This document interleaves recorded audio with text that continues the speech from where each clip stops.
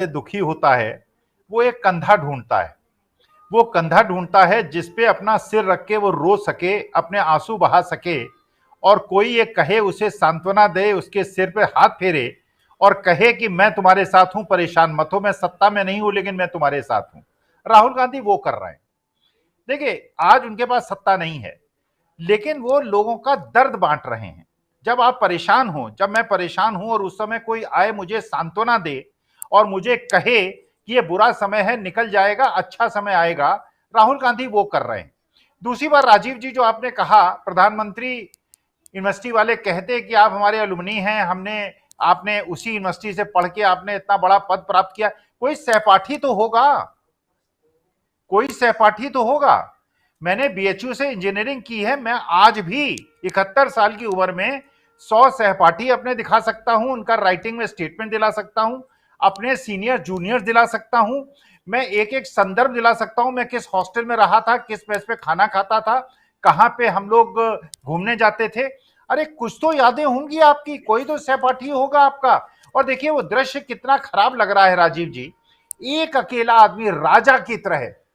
ये तो पुराने जमाने के अकबर बादशाह वगैरह के साथ भी मैं नहीं देखता हूं, ये जो औरंगजेब के जमाने में नहीं देखता हूं कि राजा शहनशाह जो अकेला चलता था और जनता को फटकने नहीं देता था।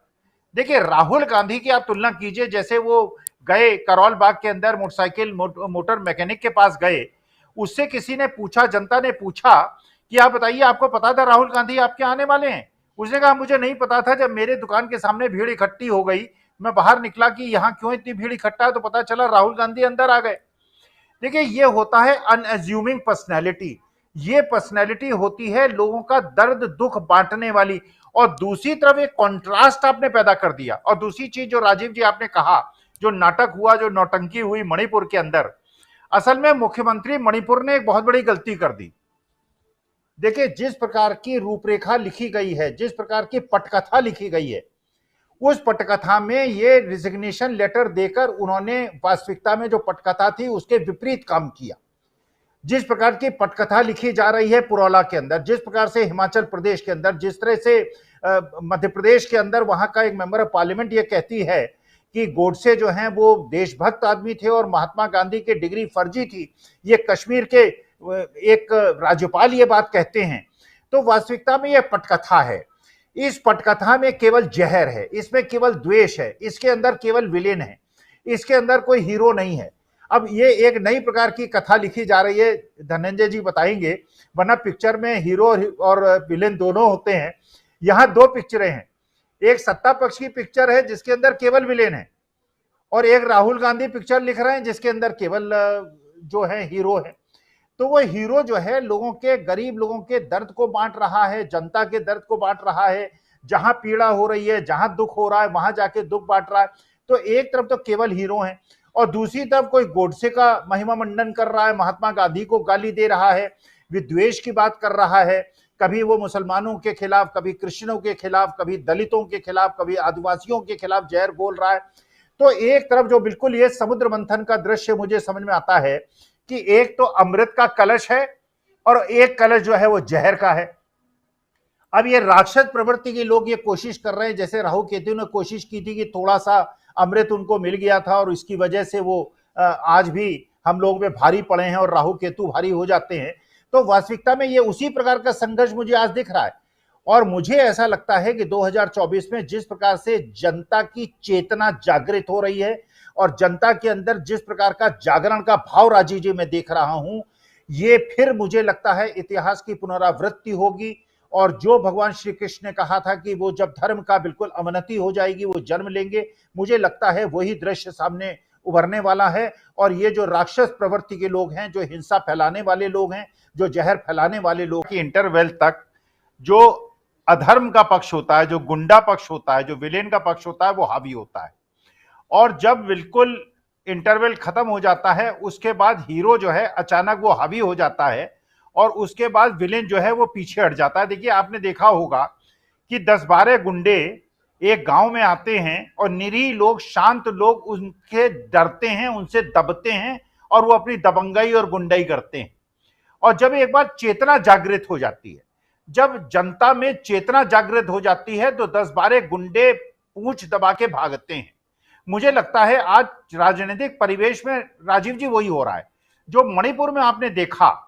देखिए वीर लोग हैं वहां के, आपने जितने ओलंपिक के पदक देखे होंगे या तो हरियाणा से आए हैं, नॉर्थ ईस्ट से आए हैं, और नॉर्थ ईस्ट के लोग वीर लोग हैं, देशभक्त लोग हैं, राष्ट्रभक्त लोग हैं। और राहुल गांधी ने जो नारा दिया था वास्तविकता में अब समझ में आ रहा है वो नारे का मतलब क्या था, डरो मत।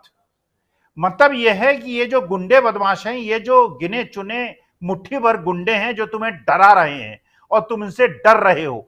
अगर एक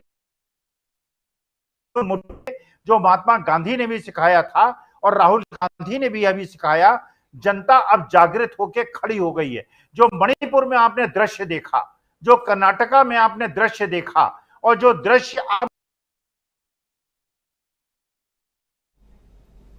राजीव जी देखेंगे, बीआरएस के और बीजेपी के बड़े बड़े नेता अपनी पार्टी को छोड़ के आएंगे कांग्रेस के अंदर, क्योंकि अब लोगों के अंदर से डर खत्म हो रहा है। राजीव जी वास्तविकता में जो डीबी लाइव कर रहा है, जो डीबी लाइव ने किया है, जिसमें हम लोगों ने योगदान दिया है, हमने किया क्या है?